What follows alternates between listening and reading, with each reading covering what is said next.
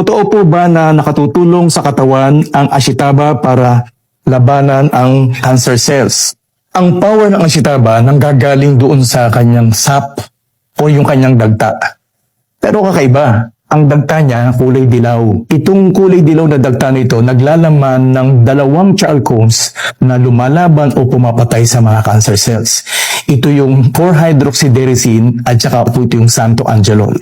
Compared sa normal na ang pag-divide ng cells o yung tinatawag na mitosis, ang cancer cells ay walang control sa pagdami. Ngayon, hinaluan ang mga cancer cells ng sangkap ng chalcone na ang tawag ay santoangelol.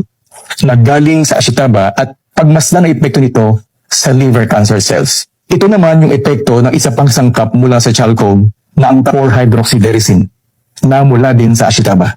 Pansinin nyo ang mabilis na epekto nito sa cancer cells. Sa si Lady 18, okay ba sa yung paliwanag ko sa iyo?